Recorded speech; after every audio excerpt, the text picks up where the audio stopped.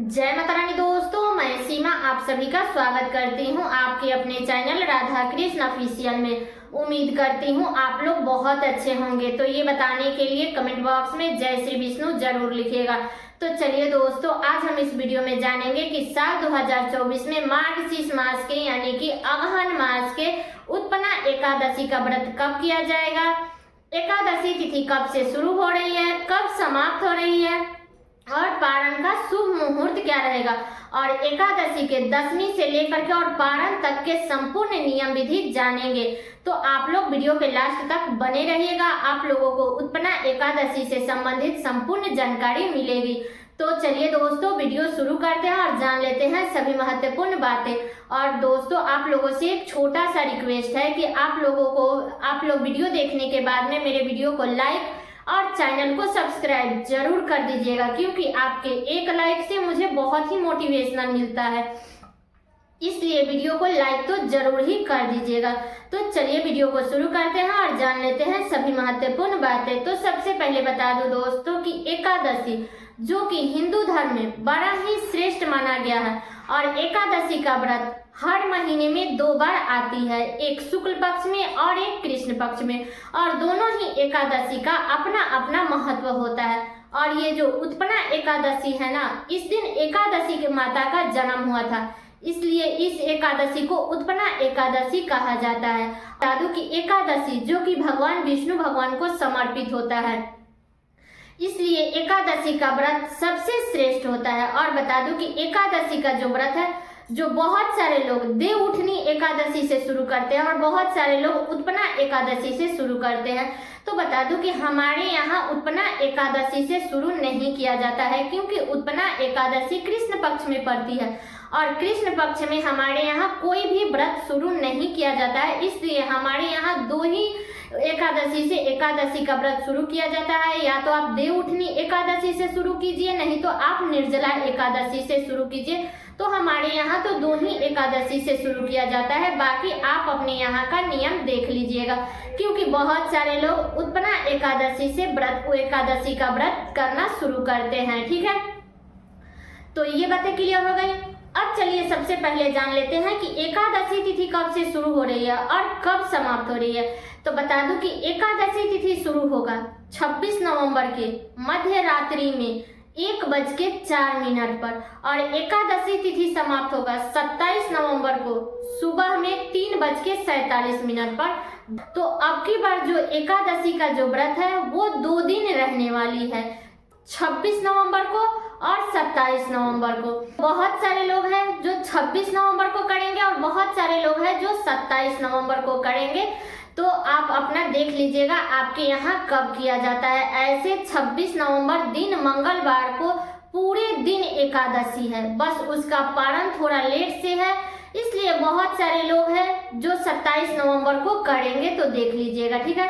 आगे मैं पारण का शुभ मुहूर्त भी बताऊंगी, लेकिन ऐसे ज्यादातर लोग 26 नवंबर दिन मंगलवार के दिन ही एकादशी का व्रत कर रहे हैं। बता दूं कि एकादशी के एक दिन पहले हमें दशमी तिथि के नियमों का पालन करना है।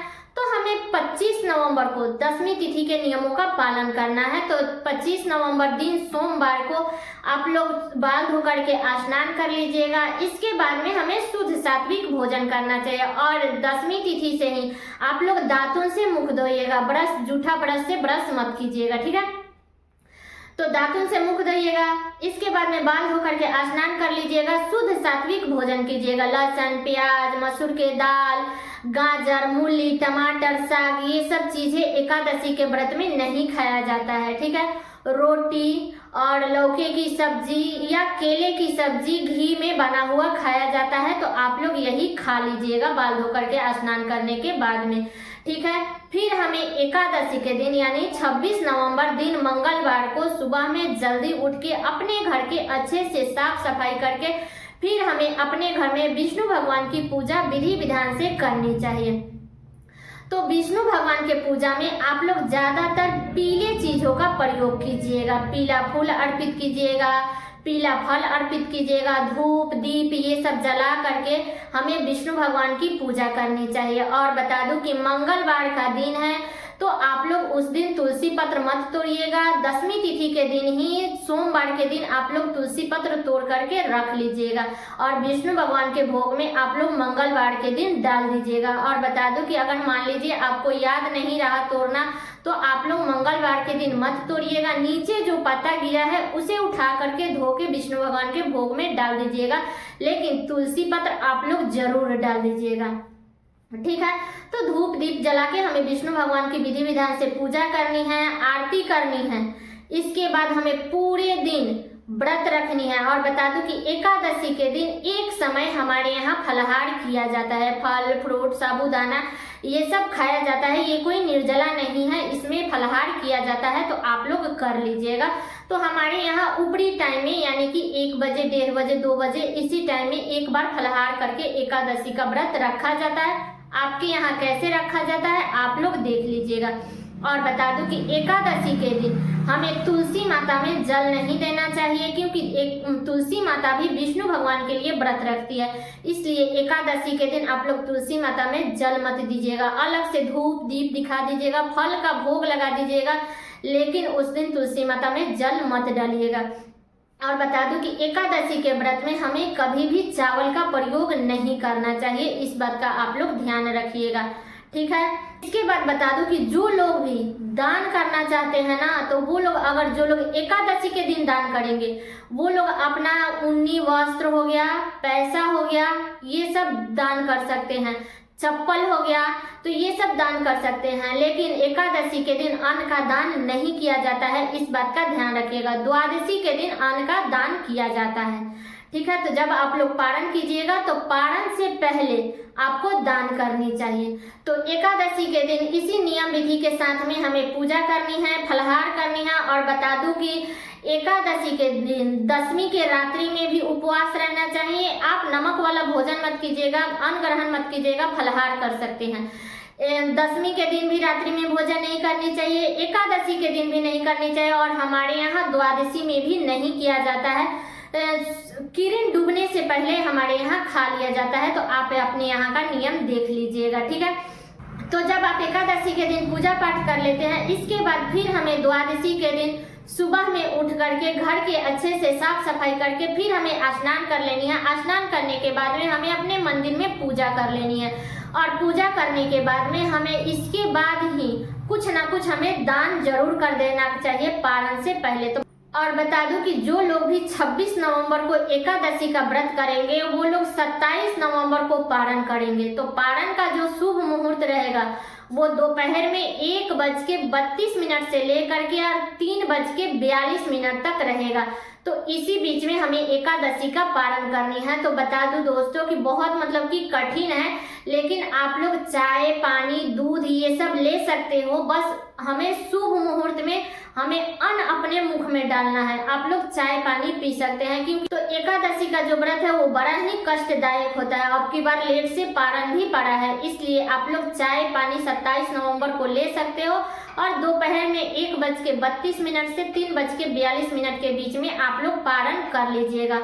और बता दूं कि पारण करने से पहले आप लोग कुछ ना कुछ दान जरूर कर दीजिएगा, क्योंकि सारे व्रत हम सबके लिए करते हैं, लेकिन एकादशी का जो व्रत है वो हम अपने लिए करते हैं। इसलिए आप लोगों को द्वादशी के दिन, पारण के दिन 27 नवंबर को आप लोग अन्न का दान जरूर कर दीजिएगा, क्योंकि सब दान में श्रेष्ठ अन्न का दान होता है। इसलिए जो लोग भी व्रत रखेंगे वो अन्न का दान जरूर कर देंगे, ठीक है।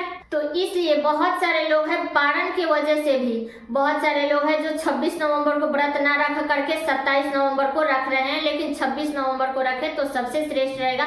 ऐसे लोग कहते हैं कि जब भी एकादशी तिथि 2 दिन का पड़ती है तो आगे वाला छोड़ करके हमें पीछे वाला ही करनी चाहिए, क्योंकि आगे वाला में टूट भाग रहता है, इसलिए पीछे वाला ही किया जाता है। तो देख लीजिएगा आपके आसपास में जिस दिन किया जाता है आप लोग कर लीजिएगा, लेकिन 26 नवंबर को करें तो सबसे श्रेष्ठ रहेगा।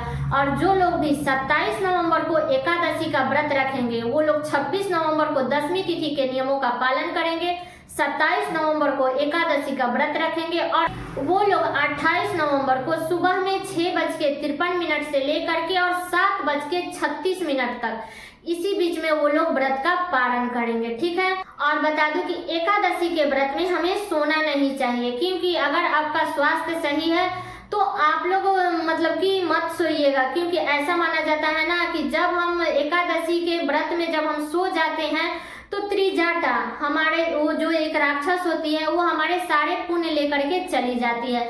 इसलिए आप लोग एकादशी और द्वादशी दोनों दिन मत सोइएगा दिन में। ठीक है, इस बात का ध्यान रखिएगा।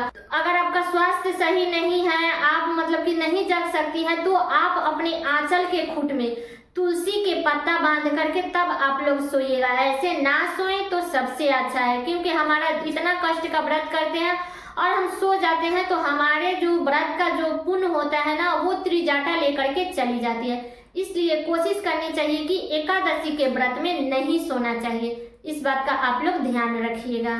तो सारी बातें क्लियर हो गई एकादशी से संबंधित। उम्मीद करती हूँ कि आप लोगों के लिए वीडियो बहुत ही उपयोगी होगा। तो ये वीडियो मेरा यहीं तक का था। कैसा लगा ये वीडियो आप लोग कमेंट करके जरूर बताइएगा। वीडियो को शेयर कर दीजिएगा ताकि हर किसी को उत्पन्ना एकादशी से संबंधित संपूर्ण जानकारी प्राप्त हो सके। तो चलिए दोस्तों, मिलती हूँ अगले वीडियो में किसी नए वीडियो के साथ में। तब तक के लिए नमस्कार।